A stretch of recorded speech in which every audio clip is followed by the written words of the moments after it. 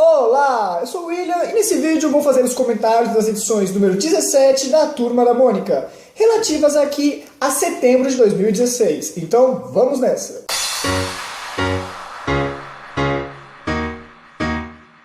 Vou começar aqui com a edição da Mônica. A da Mônica foi a história Namorico na TV. E nessa história, uma apresentadora chega lá para a Mônica dizendo que ela vai participar de um programa de televisão. Eu achei até engraçado aqui que a Mônica fala: ufa, finalmente eu fui descoberta, vou ficar famosa. Ó, Mônica, você vai ficar famosa. Então nessa história, o que acontece é que 3 garotos vão tentar conquistar a Mônica nesse negócio de Namorico na TV. Bem parecido com esses programas que aparecem de domingo, como o Celso Portiolli, né? E o Silvio Santos já fez isso uma época. Só que esses 3 meninos, quem são? Já estão aqui na capa, né? O Cebolinha, o Cascão e o do Contra. E eles chegam sem saber direito o que estão fazendo ali. E engraçado que eles só foram pro programa porque ofereceram pra eles uma paçoca. Engraçado que a Turma da Mônica anda falando muito de paçoca ultimamente. Enfim, essa história aqui foi escrita pelo Edson Itaborari, foi desenhada pelo Sidney Salustre e a arte final foi feita pelo Marcos Silva. Foi uma história legal, bacana, tiveram umas competiçõezinhas legais aqui e sempre a Mônica rodando a coelhada nos meninos, o que acabou fazendo com que o programa fosse mais legal e, claro, acabou influenciando o final da história, que eu não vou contar aqui para estragar a surpresa de quem não comprou o gibi, né? Depois nós tivemos a história aqui de destaque, nós tivemos a história do Bidu com Osso Duro de Roer, onde aqui o Manfredo fala que os fãs do Bidu estão cansados da história dele tão parado assim, dele conversando com uma pedra, é muito engraçado. Então eles resolvem mudar aqui o visual do Bidu, deixando ele mais fortão, resolvem mudar a história também, colocando mais ação nas histórias dele, mas claro que tinha alguém por trás disso tudo, vocês devem imaginar quem.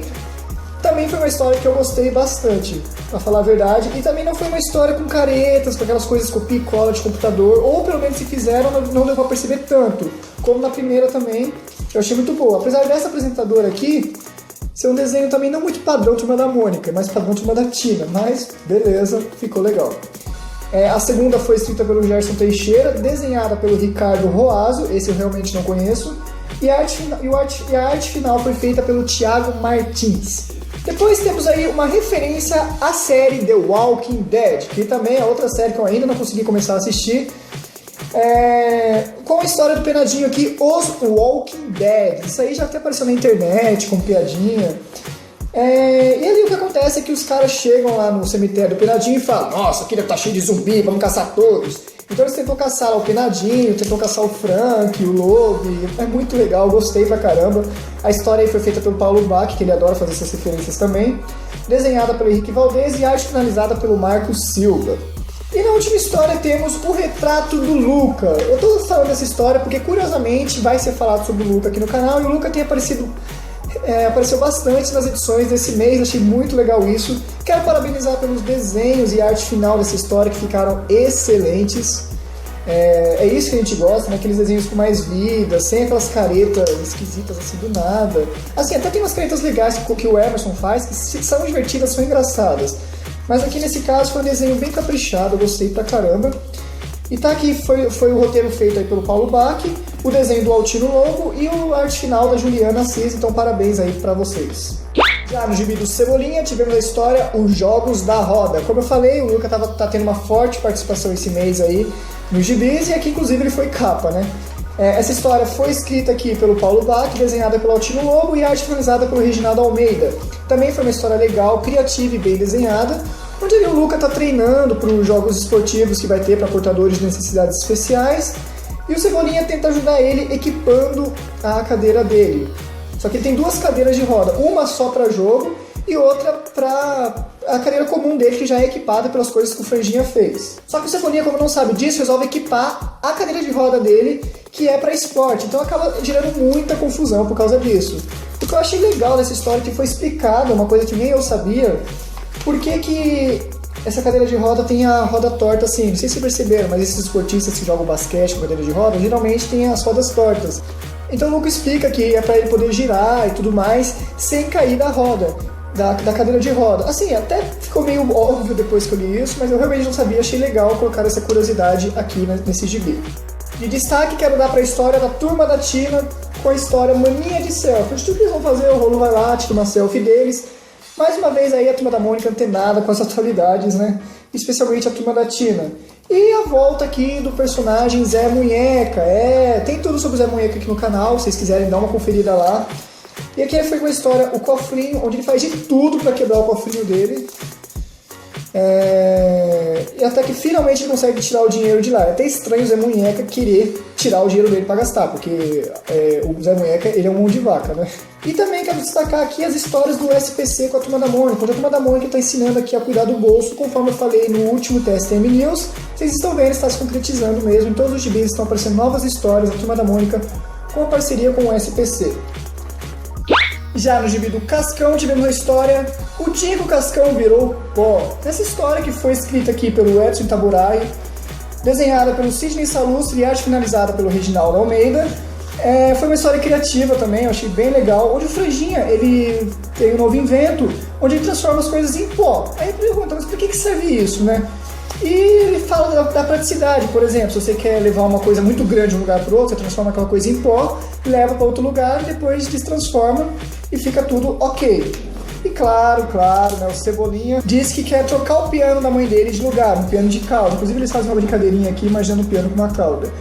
Mas não é para isso que ele queria o pó, obviamente, ele queria o pó só para zoar com os ovos. Então, por exemplo, aqui o Jeremias vai chutar a bola, ele vai lá, tira a bola do lugar, depois fala pro Jeremias, não, a bola tá aí, ele faz a bola voltar e foi com essa confusão danada. Até que depois o Cebolinha resolve fazer isso no Cascão, pois é, mas aí acaba que o Cascão é levado pelo vento, ele fica muito parecido com o Zé Cremadinho, eu até falo do Zé Cremadinho aqui. E aí, meu amigo, confusão na certa, né?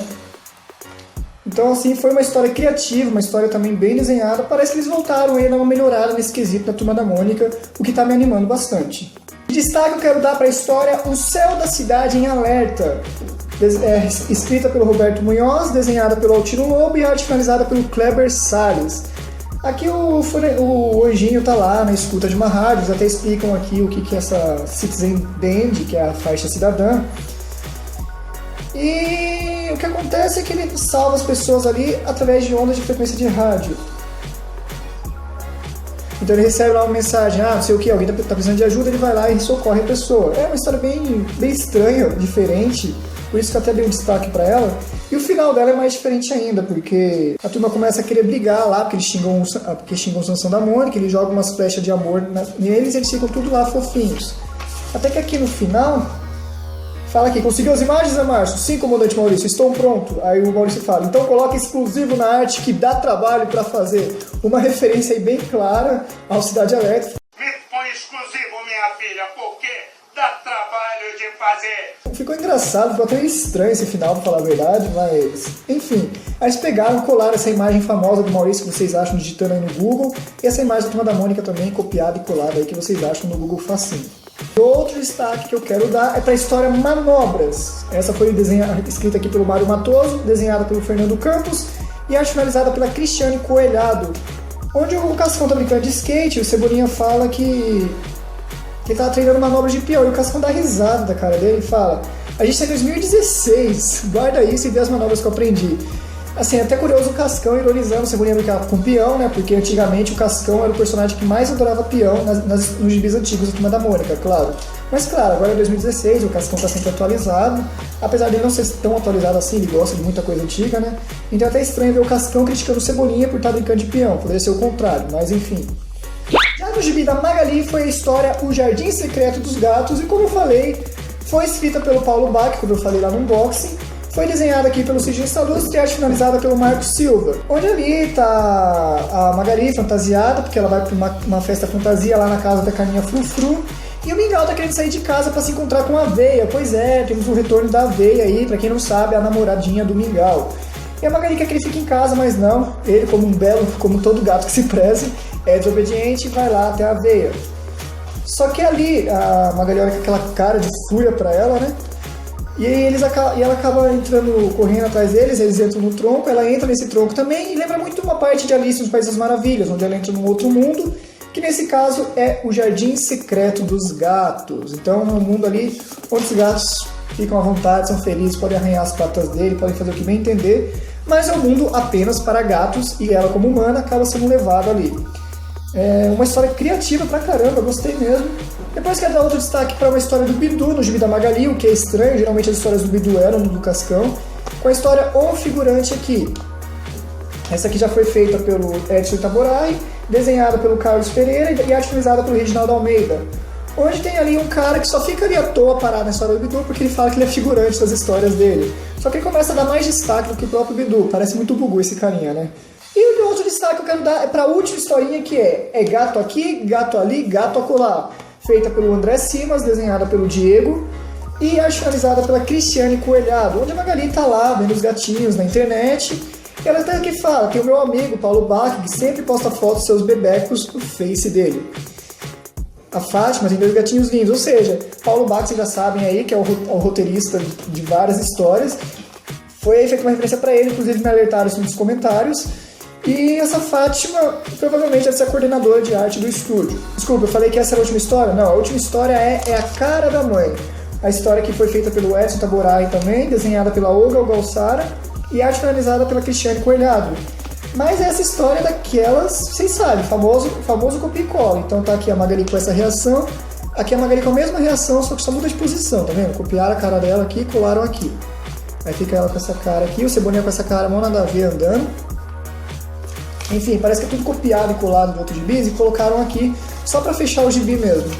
É desse tipo de história que eu acho zoadinha, mas tudo bem, agora dá pra dar um desconto, porque a maioria saiu boa, saiu legal, saiu caprichada. E pra finalizar, o gibi do Chico Bento com a história Pelos Meus Bigodes. Comentaram pra mim que teve um erro gravíssimo nesse gibi, e realmente teve, porque aqui na capa temos o Chico Bento e o Zé Lelé, mas os protagonistas são o Chico Bento e o Zeca, o primo dele.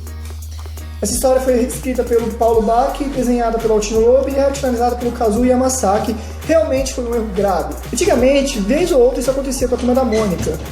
E inclusive na coleção histórica tem alguns gibis que aconteceram isso, onde aparece o desenho da primeira história, mas você vai ver os personagens que estão na capa, não são os mesmos daqui. Ou às vezes tem uma história na capa, mas essa história está no meio do gibi. Isso acontece porque às vezes na pressa ali de fazer, né, na correria de fechar o gibi para entregar no meio certinho, eles acabam errando algum detalhe que acaba passando desapercebido, porque tem uma pessoa que escreve a história, né, uma pessoa que faz a capa, então a orientação que a pessoa que faz a capa recebe, se for diferente do que a pessoa que fez a história, dá isso mesmo, então provavelmente aqui foi o que aconteceu, né? No caso, quem faz as capas é a Amy Acosta e o Mauro Souza, então provavelmente teve esse tipo de problema para fazer isso daí. Mas de qualquer forma, a história aí foi boa também, tiveram ótimos desenhos. E temos novamente o Zeca lá na roça do Chico. Eu achei até engraçado que o Chico ele fala, você reclama, mas nunca sai daqui. Realmente tem muita história aí com o Zeca na roça, né? Por mais que ele reclame da roça. E lá o Zeca ele começa a falar que lá na roça tem muitos animais estranhos, ele prefere na cidade, onde tem cachorro, gatinho, que são mais fofinhos, mais domesticáveis. E o Chico Bento fala que lá tem um gato que se chama Bigode. Só que como ele é meio arisco, na hora que o Zeca vai mexer lá no gatinho, o gato ele acaba se espantando e foge lá pro meio da mata. Aí eles vão procurar o gato e o Chico Bento fala que o cachorro dele vai ajudar. Só que o cachorro dele, vocês sabem, o Fido, é aquele cachorro dorminhou, que é até legal a volta dele aqui, ele tava meio sumido. E eles entram lá numa mata onde tem o gato monstro gigante dos 1000 bigodes. Então o Chico Bento fala que ali onde mora esse gato gigante, que é meio gato, meio homem, que assusta todo mundo ali na floresta à noite. E eles começam ali a ficar com muito medo, né? E até que esse bicho aparece e começa aquela confusão lá deles querem ir embora, sair da mata e deixar o gato pra lá. É uma história legal, uma história criativa também. E claro, não vou contar o final aqui para não estragar para vocês. Curiosamente, temos 2 histórias da Turma da Mata nesse gibi, algo difícil de acontecer.